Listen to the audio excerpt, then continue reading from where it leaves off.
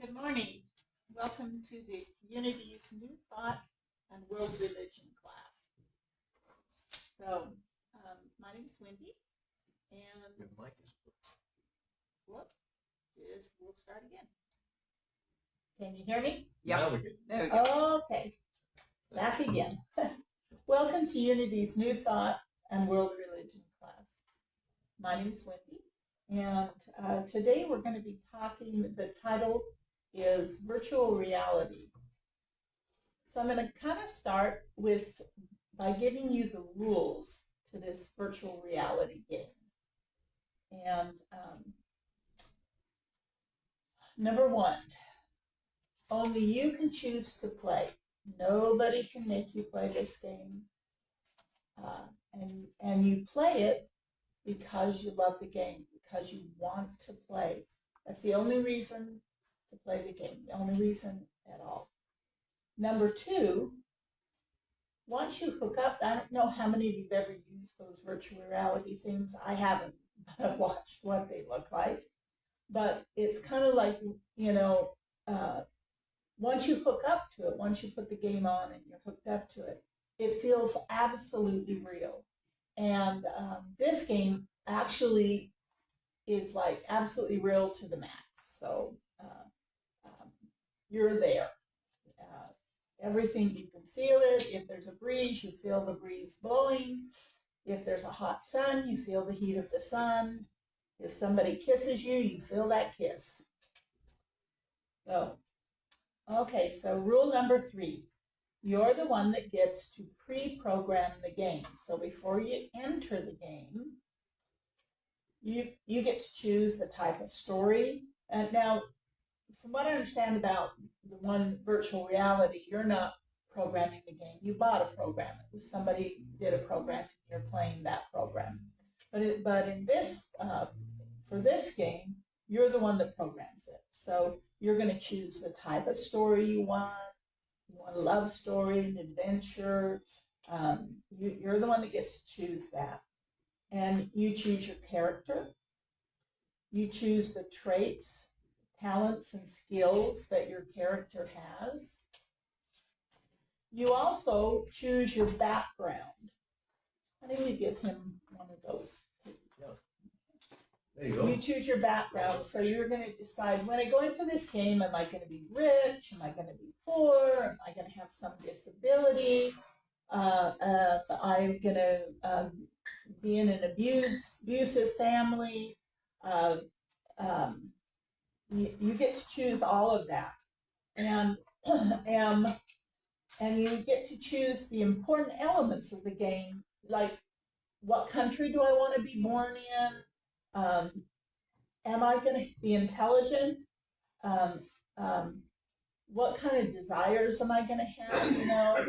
I want to be a doctor. Am I going to be someone who's just laid back? And you get to choose your whole personality, the type of personality that you'll have, the things that interest you, and the talents that you came in. Obviously, there's some like Mozart who came in with some pretty definite talents, and there's some you can notice that even when they're a little kid, all they want to do is draw, or all they want to do is play sports.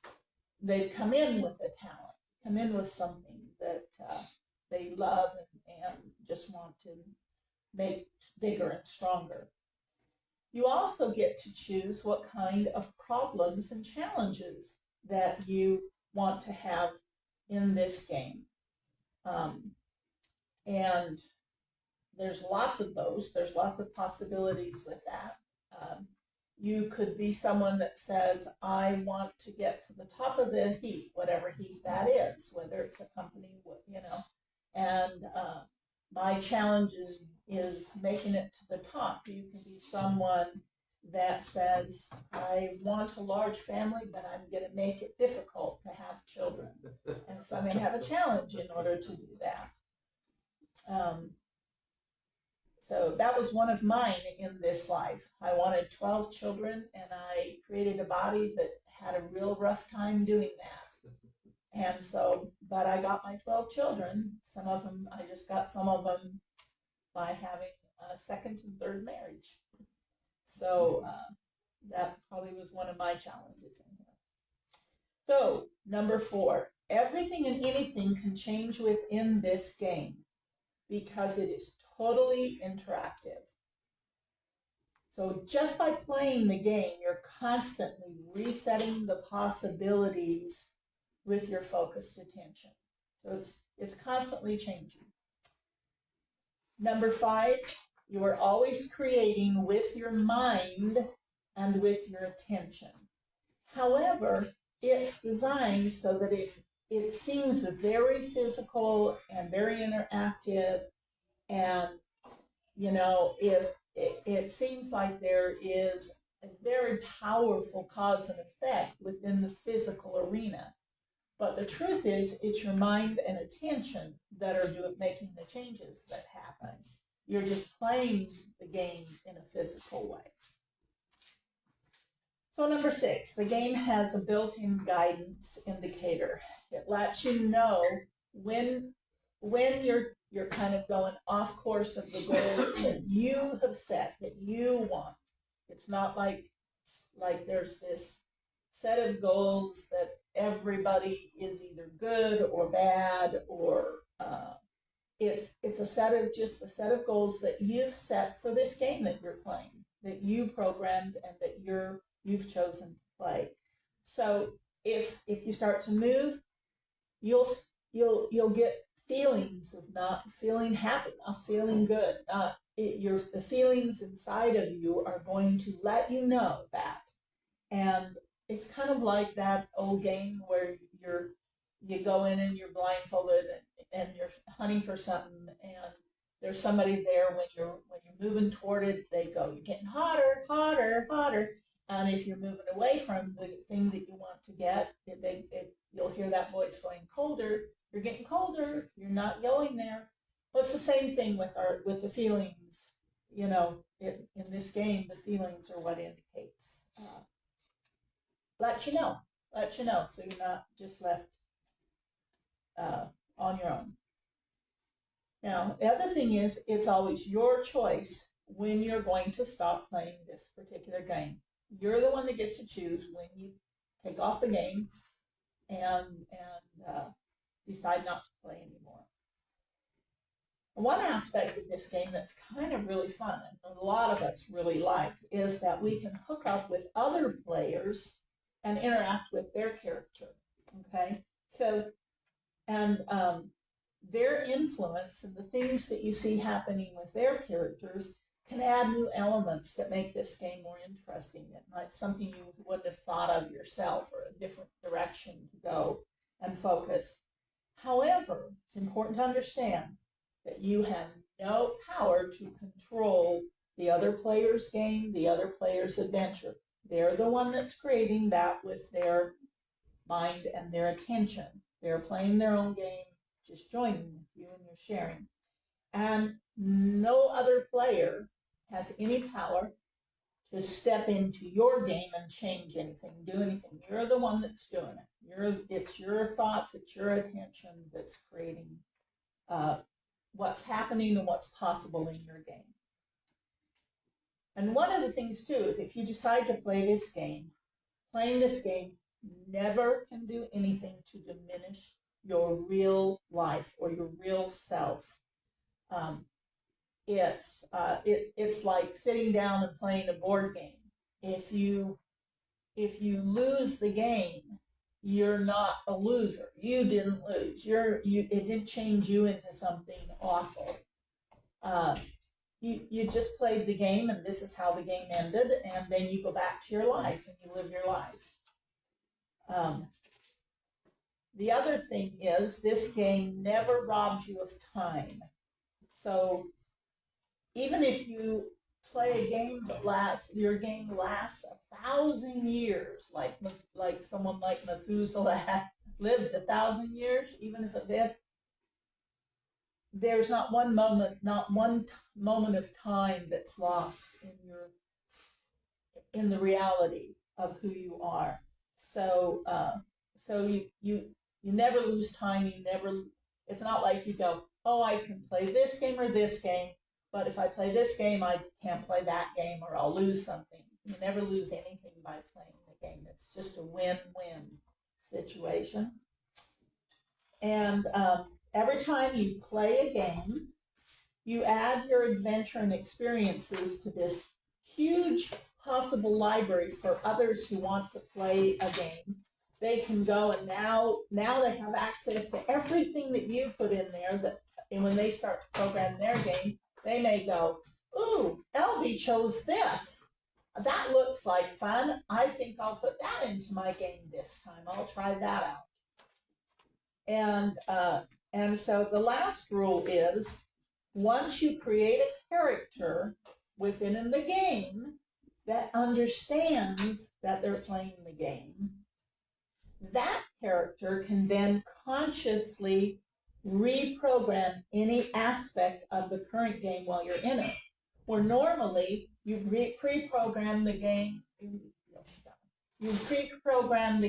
first, and then you play out that program. When you play the game where your character understands this, now you can change things in the game. You can consciously pre-program the game and change anything in the game. Anything in the game. You can even change your character if you want to change anything in the game. So those are the rules of the game, of the virtual reality game. Okay. So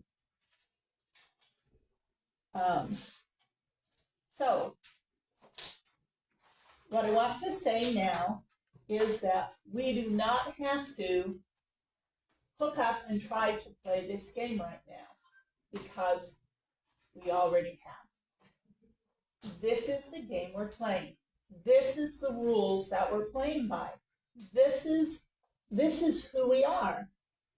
Coming here, playing a game together.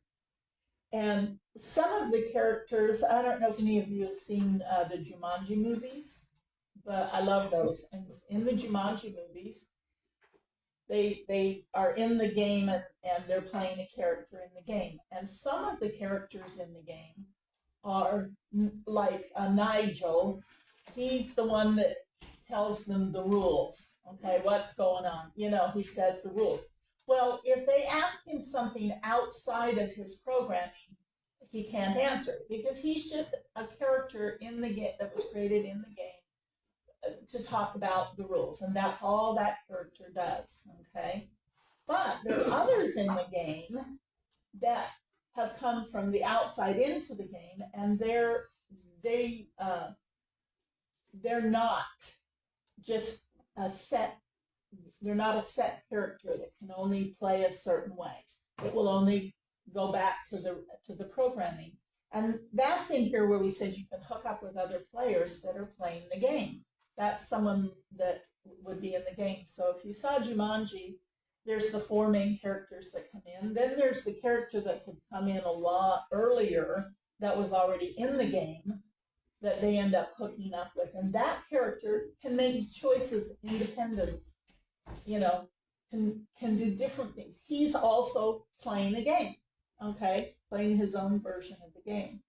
And so there are some characters that you're going to come up against that are just ones that were part of the programming that you did in. And I don't know about you, but have you ever met somebody that you can't go any further with that person? You can't, they're there doing the role that they're to do with you, and that's it. And you have no more interaction with them other than that. But then you have ones that you seem to hook up with other times, I'm using the old-fashioned hookup with. Okay. You meet them here, and they have a different. It's different. They kind of have their own game going, and you get together sometimes. What is the old-fashioned hookup? I'm confused. The old-fashioned hookup is you get together with them. You don't sleep with them necessarily. Yes. Okay? Oh, okay. You were in the old-fashioned one. Yeah. I don't know. It's just, Nowadays that's what they call that. If you hooked up with somebody you did a particular. It's like that guy that asked me if I like to have fun. And I Yeah. said, yeah. And then he started going, Right. Yeah. So we're already in this game. Now, how can you tell what you've pre-programmed in your game? Well, I can tell you one way I pre-programmed my game. I'm a human being. I'm a female human being. I'm a heterosexual female human being. Okay? How do I know that? Because that's what shows up.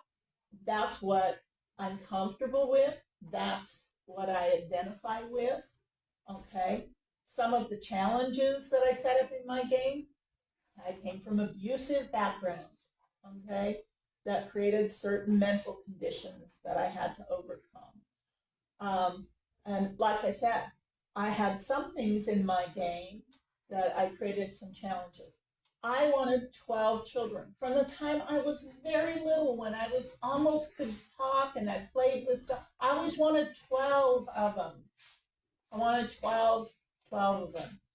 And I have a body that had 4, but they were really, really hard. And when the doctor did a hysterectomy when I was 28, he said, "How did you give birth? Nobody gives birth with this condition." And then I married twice after that. And between the ones that I was able to do in my body, even though it was so messed up, and the marriages, I have 12 children. So I created a real drama to get my 12 children. Okay. And each one of you can maybe think of what are some of the things that you've come in that you pre-programmed that. What did you program into your thing? And the mic is right there, so you can get it. What are some of the ways you pre-programmed your game?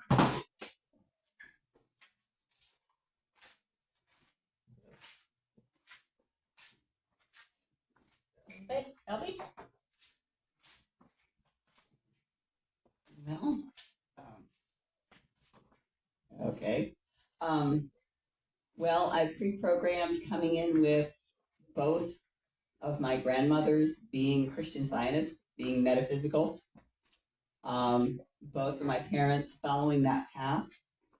My father being a student of Zig Ziglar. So I came in on a very metaphysical path, but I also came in with parents that were opposites. My dad was born in Oklahoma Territory. My mother was born in Massachusetts, close to Boston. So I had a farm boy and a city kid. My dad liked classical music. My mom liked jazz. So it just very, very diverse. No family ties. My mom being from Boston, we had one uncle that moved down because of her, but he had no children. The rest of them were scattered across the country. Dad's family was scattered across the country, so no close family ties. So when I meet other people, I realize how different our lives are and our backgrounds are, and how things come up that it's just really interesting the different programs that we run into, because they can be as different as night and day, even within the same family. And so I came in with that programming, and then ended up in all kinds of different situations because of that. So. Thank you. I think I came in with a. Can anybody hear this? You can keep it really close. Yeah. Just about each. I came in with a first time sort of thing, setting. Do I have to eat it? yes, you have to eat it. Yes. The it was starting from scratch is what I was trying to do, I think, because I came in with from a family that was the only time that God was mentioned was in swearing, and it was kind of a loosely hung together thing where I always felt out as an outsider, and I determined that I was not going to stay where I started, and every single change that happened to me or that I occurred that I caused to happen began to change 180 degrees. It was a from that to a faith that will not die. Every single step was in this direction to come right here in this place at this time, and I have no doubt about that at all. How about some of the character traits, some of the things you're interested in? Brenda? Well, whenever I was a little kid, probably 9 or 10 years old, maybe younger, Okay, hold the microphone. we lived next door to a garage.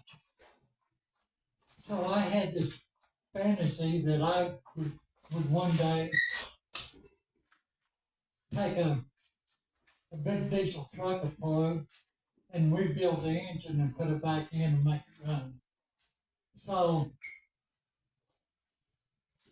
20 or 30 years later, I accomplished that fantasy. Thank you.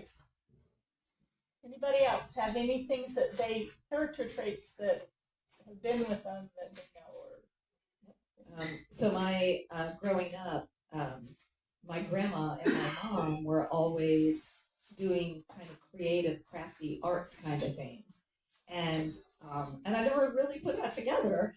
That's just a part of who I am. I love to do creative, crafty kind of things, and that's what I just grew up doing. And so that's one of the traits that I know came from my choices then. Okay, so we can see how one of the things is when we look at when we come into these kinds of teaching, metaphysics and that, and someone says, you're the creator of your own life, your own experience, anything that happens to you happens because you did it, and sometimes, there's a time in my life someone has said that to me. I wouldn't have hit him because I wasn't programmed that way. Yeah, I was just thinking this. Yeah, and to me, saying that to people that this isn't their path and that they don't have a lot more understanding of it is like metaphysical malpractice. It's just that there's a time in my life if you'd said I created the stuff that happened to me, or that if I played the role of a victim, that I was doing it wrong. You know what? Part of my journey here is I had to go from believing that I caused every bad thing that happened to everybody to playing the role of a victim and going, I was a victim of those people or that bad person. And then I had to go to the next step of, wait a minute, maybe I'm in charge, So don't let any of this, just hang you up. But if you begin to see the true being that you are, this amazing, incredible being that is eternal, and believe me, for most of my life, all I wanted was not only to get out of life, this life, but to not ever exist afterward. If I could have believed that I didn't exist afterward, because part of what I programmed into me was communicating with the other side. So I knew it existed. I knew we didn't just cease to exist. So when I finally understood these principles and got to a place where it was like, oh my gosh, this is who we are. I changed completely from I want out completely to what is possible. I am so excited for the game. Sometimes I don't always like the game I'm playing and I'm in the midst of it when I'm in the midst of it, but who we are in that, it changes everything. And this eternal big L, beautiful, amazing life becomes, it's just wonder. It's just wonder, and you lose so much of your fear. And so that's part of when we're talking today, what we're talking about is some of us who are here in this class or here are here because we're at that place where we have created a character in a game that wants to understand the game and the rules of the game. Wow, we're in the midst of it. Yay, cool. And that's so exciting. That's an exciting thing. And you know what? The next game I play may not have me doing this at all. So it's not like we're at the pinnacle. We're the ones that have played the ultimate game. No, this is just one. But we're in the midst of it. And some of us like to understand this. I can see that there is a lot of the pre-programming in my game that led me to this. Because in many ways, I had no foundation in this world to stand on until I came to this understanding. And then everything made sense. So I obviously didn't want to play by the old rules, and there was just no place to go in this game for me but here. Okay. So now we're at that place where we are playing characters that want to understand the game. Now, I don't think I would, even though anything is possible, I say to people sometimes things just because I want to get them to kind of get a feel of it. But what is impossible? If you were to say, what is impossible for God? Could God make this body fly without an airplane? Could God? You might land hard. but it could God make it fly and not land hard? Could God turn this body into a dog? The power that creates everything, could that power that creates everything do that? If nothing is impossible. Could it control weather? Oh yeah, I've seen that.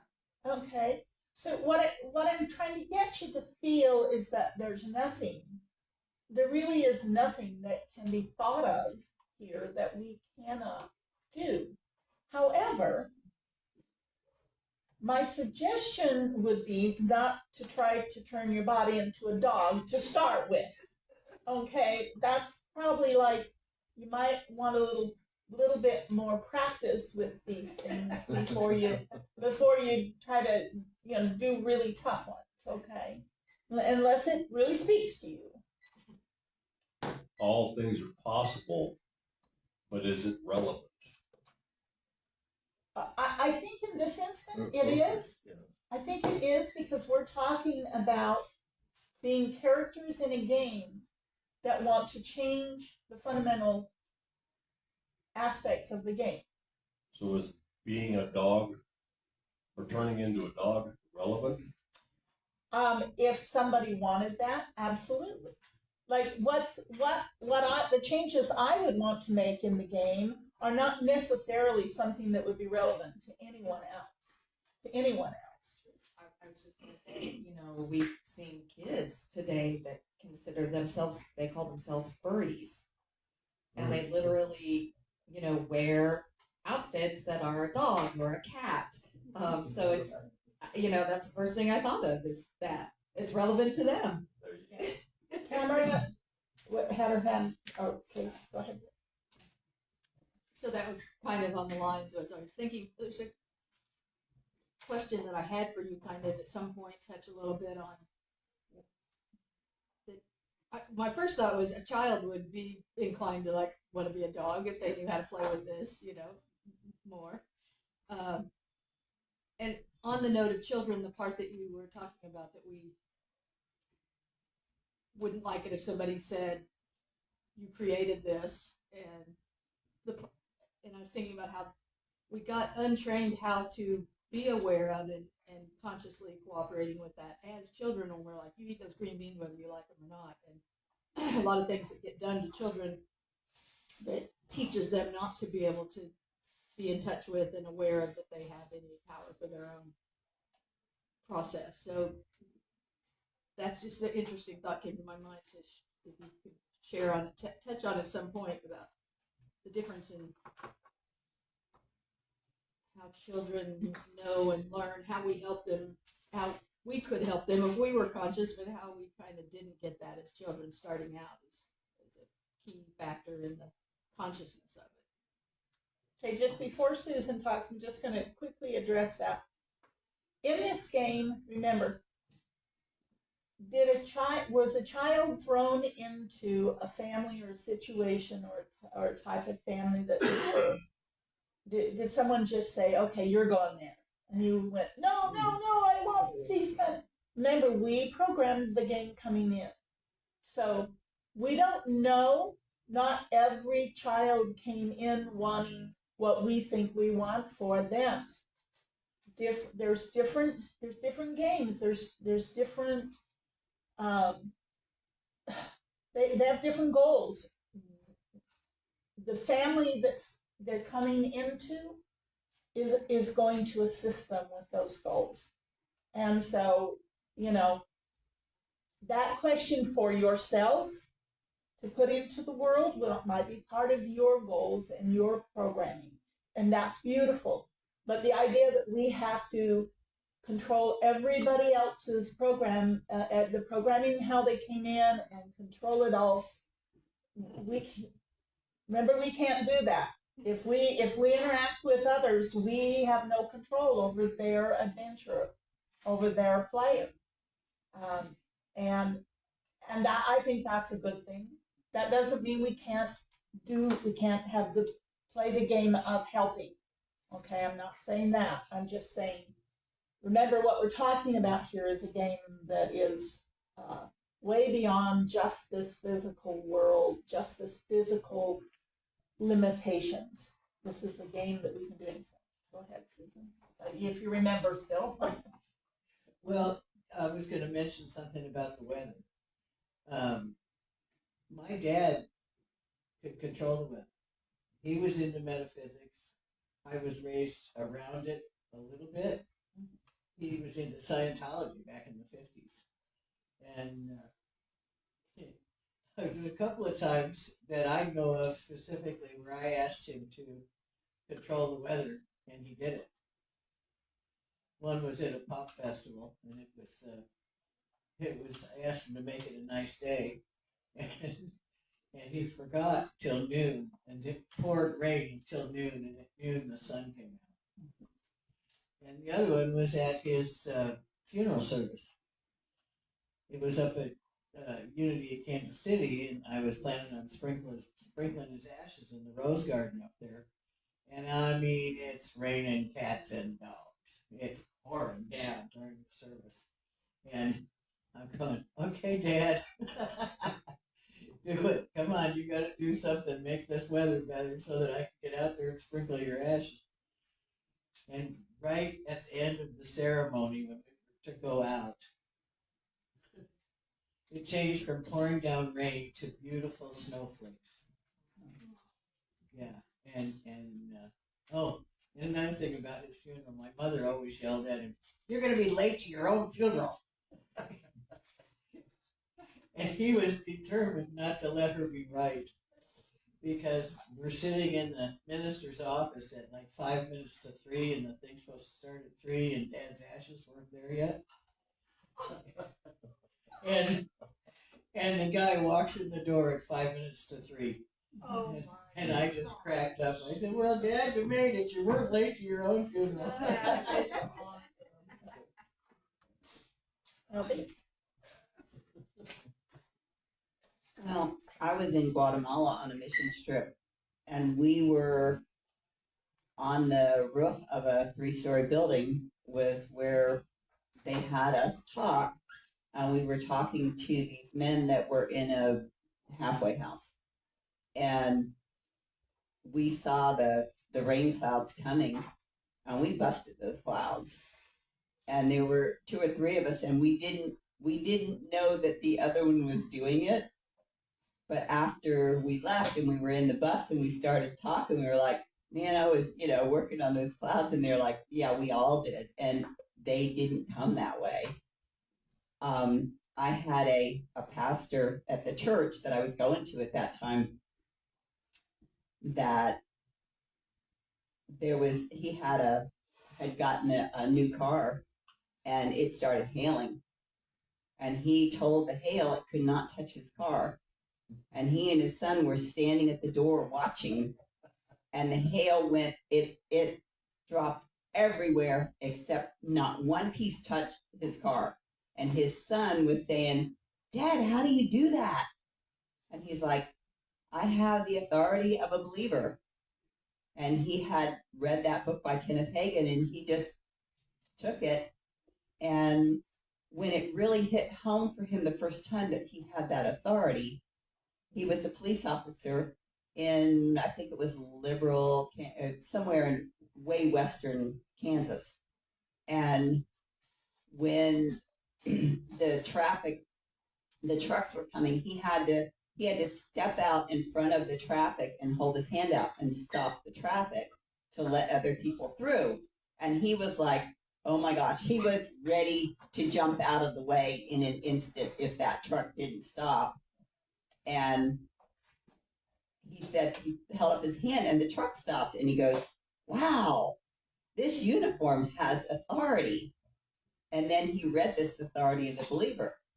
So there was one time that a tornado was coming straight toward his mother's house.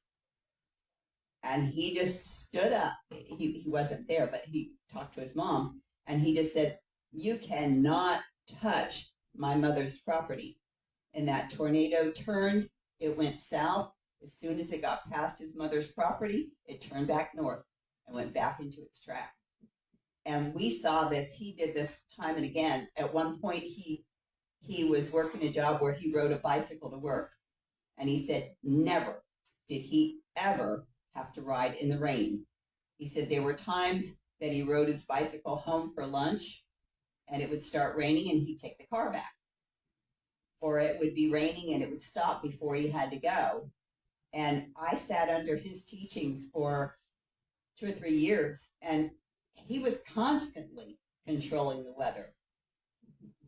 So there's So we people, have more power than we even can imagine, because it's how strongly, how focused we are. And I know when you're listening to Esther, she says one person that is focused has more power than a million who are not focused. And we see this in politics today. Thank you, Abby. Okay, so all right, so let's go back to we've pre-programmed all of this experience we've come into, and we programmed a character who can change the program. Now, so the way that you change it is with your mind and attention. That's the way it was created. That's the way it's perpetuated. That's the way it's changed. Okay. Now, this seems so real, and sometimes it looks like I do something in the real solid world, and it is the thing that is making the change. But the truth is, it is not the thing that is making the change. You are enacting the mind and attention power. It's kind of like this world plays that out for you. It plays that out for you. And you can create a game where you get lots of evidence that the physical world is where the power is. But it really isn't there. It really isn't in the physical world. And when we're not playing this game of changing it, of understanding it, it's kind of nice that it looks that way. You know, it's lovely to just play the game of, you know, grow up, have friends, get married, have babies, do jobs, you know, and you're not even worried about reprogramming the game. You're loving the program of the game that you're in and the adventure and the thing. So you don't even have to think about that or worry about that. But if you're going to do this, you've got to kind of understand that. You've got to go back to the rules here, and you cannot program within the game. You can't program the game if you believe that your program is where the power is. You've got to, one of the first steps to reprogramming your game here is you go, where's the power to do that? How do you do that? You know, and once you can begin to see where I'm getting my attention, how I'm getting my attention, that's how I'm doing it. I'm the one that's setting up the rules. So if I say it's hard to do this, guess what? It's going to be hard to do this. If I say I'm gonna suffer, or I'm gonna have these losses, or no matter how you set it up, that's how it's gonna show up, because you're programming the game of how it's gonna happen. And when you can let go of the angst that comes with that by recognizing it's a game, it's not you, it's not really hurting anybody. If there are other people playing in this game, they're here because they want to be here. They're here because they love the game just like we do. That we really are here doing whatever game we're doing because we love it. Because we love adding our story to the possibilities of eternal life and eternity. We're here because we love everybody that's here. We don't have to create a character that loves, but that's the truth of who we are. That's the truth of who we are. So when we're coming to the place of being a character that understands the game and reprograms the game, we kind of, in order to have any conscious choice in that, we kind of have to remember that about ourselves, that that's who we are and that that's who others are. Because all we can do is play out what's already been programmed if all we're doing is focusing on the way we programmed it. And we say, oh, well, I look into the world and this is the rule. And if you're someone who begins to understand this, you go, oh, I look into the game and I made that rule. Is that working for the game I want to play now? That's all. Is my definition of these people working? Because I'm the one that defined, in my experience, you know, I guarantee I came into this world with an idea of men. And thank goodness I found out I could reprogram the game and they could be my brothers and I could just have such sweet, wonderful men playing the game with me instead of men that wanted to hurt me. You know, but I couldn't do that until, as long as it was them doing that to me, I could only play out the old programming, and it's the only way they could show up to me. They probably were being real nice to somebody over here. But if they wanted to be nice, they'd go, oh, there's Wendy. I don't want to go around to her. I want to be nice. You know, her game says men can only be, you know, Go ahead. A few years back, I ran into the Mayan calendar, Okay. And apparently what they do is they say you've got all these things that you need to go through and experience till you get in lifetimes, Mhm. you know, until you get up here. Anyway, so I was looking at that and I was wondering about my grandson who was born with a club foot. And I remembered that my father, near the last 20 years of his life, all of a sudden he was dating a woman who had a son who had a club foot. And he became very interested in what it was all about to have a club foot. And so I looked up his birth date on the Mayan calendar, my dad's, and then I looked at my grandson's, and my grandson's is the next step on the around the clock from my dad. And about the same time, I decided, okay, so what about mom? You know, what was her story? Well, I don't know what her complete story was. She was a bit of a wild thing and never really had a happy family that I think she really wanted. And and so I looked her up and I looked my daughter up.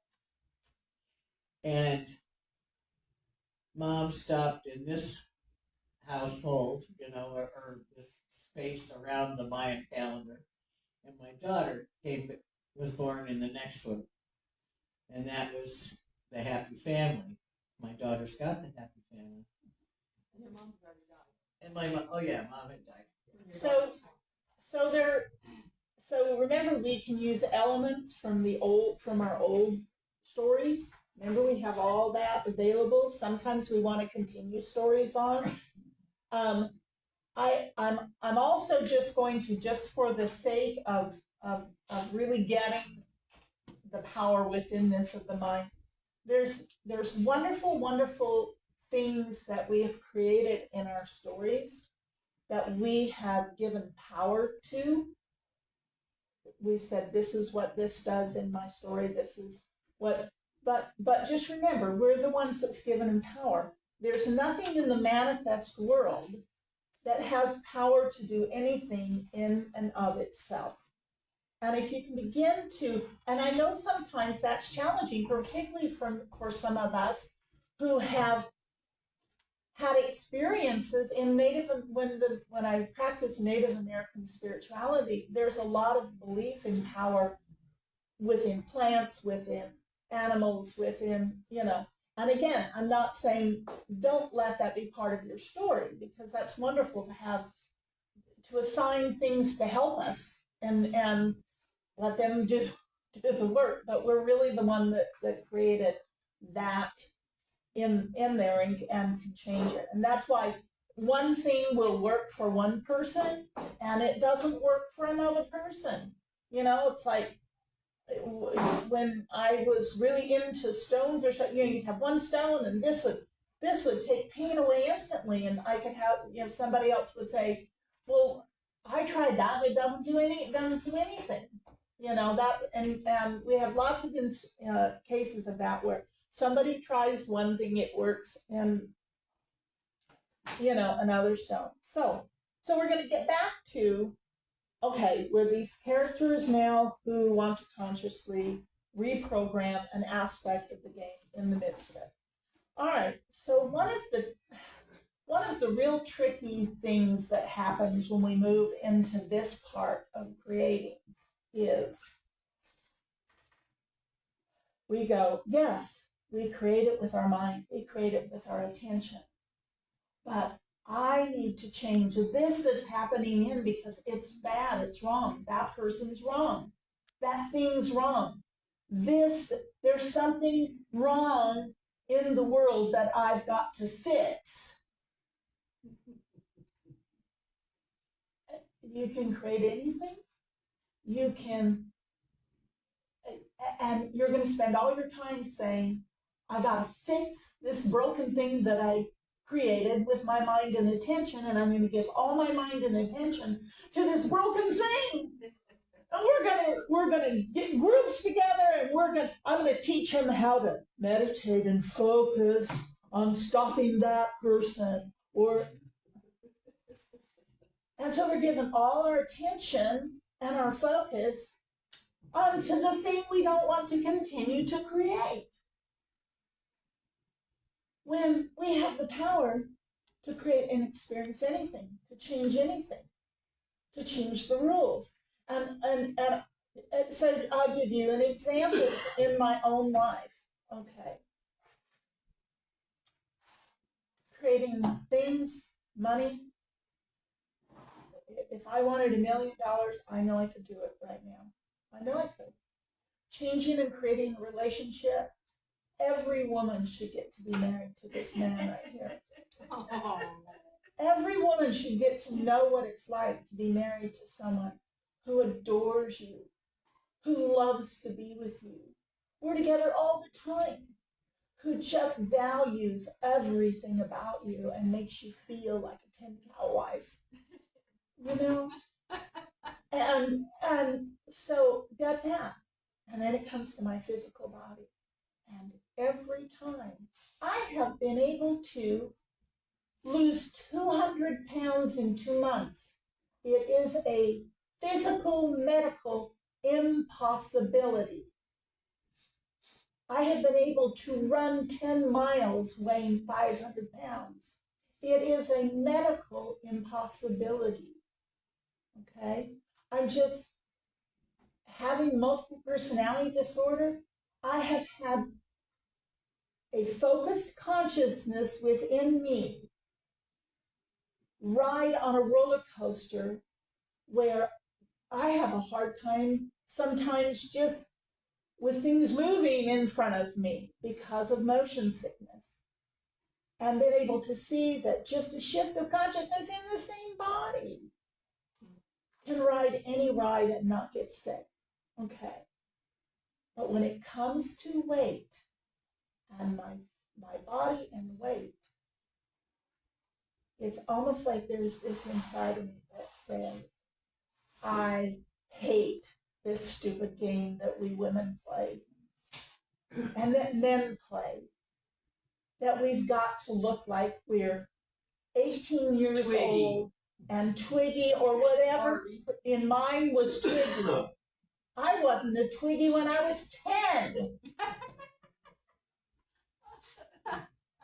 You know, I before went into Twiggy, puberty at 10, believe me. before You know? Twiggy, voluptuous bodies were the in thing. Well, and yeah, but I'm saying, and so, no, so as a conscious creator, I don't think I'm going to get far with that until I stop being mad at Twiggy and mad at this world and mad at fashion magazines that just, oh my God, why do we do this to each other? I have a husband that absolutely loves me like I am, and I'm still mad because you men and we women are playing this stupid game. Can you see what Absolutely. that I created? That I created and am perpetuating. And am perpetuating. Can you see that no matter how much I want to reprogram it, I've got to say, wait a minute. Ugh, I'm not interested in that story anymore. I'm not interested in righteously declaring the truth about the wrong. And we each have those things, don't we? We each have those things, you know. And the thing is that we can't do that. We can't do that. We've got to own our story. We've got to own all of it. We got to start saying it's not them that did it, and I'm going to own it. And now, does it work for me or not for what I want to create? That's all. And the trick is to also not blame myself for No. creating, like, dang me, Tamara, you're a bad person because you're not Twiggy and you're judging yourself for not being Twiggy or whatever. But it's the judgment, whether it's that there's something about holding that charge with anything that's what keeps it like right there, sizzling away. Right. I wonder on the Mayan calendar how many of us are going to come back with Twiggy's body. So, that's one of the things. The other one is when we are going to change our program. You know, my mother taught me a lot of things about what it is to be a proper woman, a right woman. She taught me a lot of things. There are a lot of rules that are there about what you should do, what you shouldn't do, what's, and making people happy, and all of that's fine. You can play that game. But that game doesn't work really well in consciously creating, because remember, to create it, we need to give it our mind and attention. And if our mind and attention says, I can't do that thing I want to do because it will make my mother unhappy. I can't do that thing that I want to do because those people won't like me if I do it. Or if we are not interfering with their game by creating the game we want. And my mother has crossed, and my mother, when I have talked to her saying she's crossed, that's not what she says anymore, but I'm still listening to what she said here. You know, it's like one time she came, I was feeling really, really low, and I was like, I don't want to know if I want to do this anymore or that.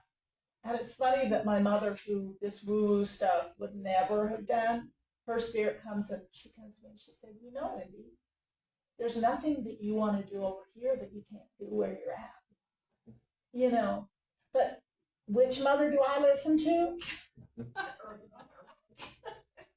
Okay, so we have to let go of some of that. That's part of this process of becoming a conscious creator, is going, it's okay, I'm not going to hurt anybody by listening to my own heart, by listening to what I would love, by listening to what speaks to me. And you know, I'm taking this art class at the library, and we're supposed to do this last work of art, which you're all invited to the big unveiling, whenever that is, I don't know yet.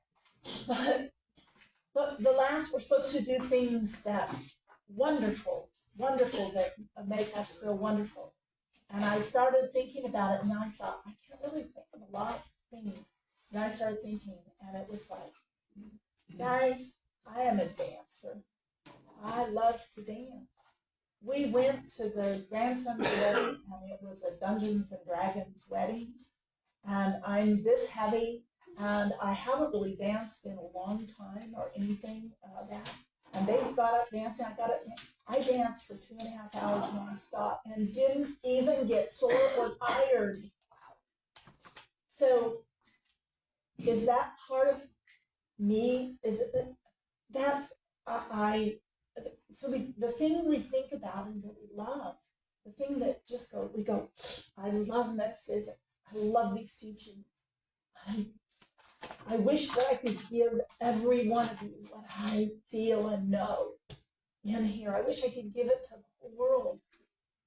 There's, and so we find when we begin to listen to our own self, instead of, I've got to sit down and focus my mind on this and my attention on this because it's the right thing. How can I create? I got to meditate. I got to learn how to cross my legs and be in pain so that I'll focus. Whatever, we've got all these things so that we can focus on things we don't really want, things we aren't really interested in. But when you think about what speaks to your heart, what speaks to you, and then you don't have all of these,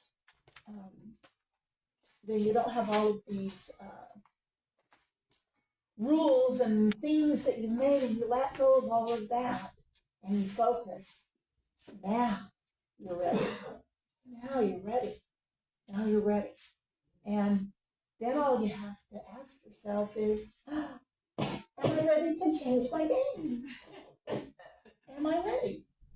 And if you're not, well, just go back to the current game. There's nothing wrong with that. Nothing wrong with that. The current game is beautiful no matter what you've created. Even if you've created a horror movie. you know, when we get out of this, there's a show called American Beauty. And I don't know if anybody has seen it, and I don't know that I would advise the whole movie just to get to the end for everybody. But really, it's a man that's talking about the day that he dies. And he talks about his life, and his life was awful.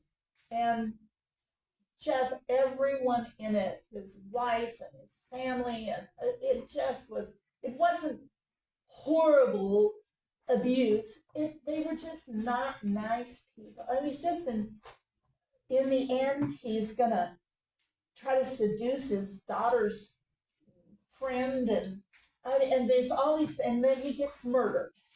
That's the game of the story. But all of it's about that last moment when his spirit breaks free, and it's like, oh my God, that was cool. How he remembers like the 3 moments that he enjoyed in the whole life. You know, that's what he sees, is those 3 moments when he felt alive and he felt happy. And then it's like, what's next? What are we going to do next? That's who we are, guys. That's who we are. But some of us want to do that here. What's next? What's next? Okay. Okay, so we've run out of time here. So I want you to just think about that now. Those who want to play this game, and if you're not interested in it, put it down and go find what you are. Play out the game you've programmed. Love it. Okay? Enjoy the one you're playing. Okay, we have some announcements. Meditation is tonight at 6 p.m. and is open to everyone. The church will be closed tomorrow, February 17th, for President's Day. It is also a reminder that if Springfield Public Schools are closed, all events other than Al-Anon and the Crisis Cold Weather Shelter are canceled. The Unity Drum Circle is this Thursday at 6:30 p.m. They meet on the first and third Thursdays, and everyone is welcome to join. Next Sunday, in the New Thought and World Religion class, Karen Prego will present When Love is Work, Finding Compassion for Difficult People. Class begins at 9:15. You can join in person or watch live on our Facebook page.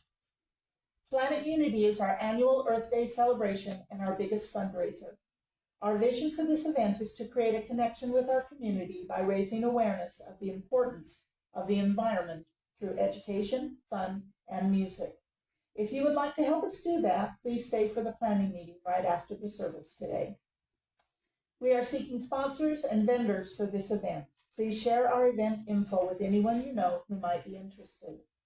You can grab a flyer in the foyer and all the details, or go on our website. Bring a dish to share and join us for our next Friendship Potluck Sunday on March 2nd. Please sign up in the foyer what dish you plan to bring. The Planet Unity Indoor Yard Sale will be April 11th through 12th, which is the weekend before Planet Unity event. You can start bringing your donations the week of March 9th. Usually I've had it with the Planet Unity event, but this year it's going to be a week early, so kind of get that in mind. Have you thought about becoming a member? You can pick up an application on the table in the foyer. The new member ceremony will be on April 6th during the service. There is a new member orientation the Sunday before, March 30th, after the service, and lunch will be provided for those new members there. Do you desire to be more involved in our spiritual community? One of the fastest and easiest ways to get connected is to volunteer. Lisa Landergan is our volunteer coordinator and is happy to discuss all the volunteer opportunities with you. And remember, in order to volunteer, you don't have to head a project. You don't have to do it over and over. You can do one time. If you just got one time that you can spend a little time or do something, that's good too. We are currently accepting applications for a junior Sunday school coordinator. This person is in charge of our preschool through 5th grade children. If you're interested, please stop by the office to get a copy of the job description. submit a letter to D. Richardson stating past experience that would make you a good candidate for this position. And I guess we'll join for a circle. Thank you, Wendy. I don't really know. It's just pushing that button right there.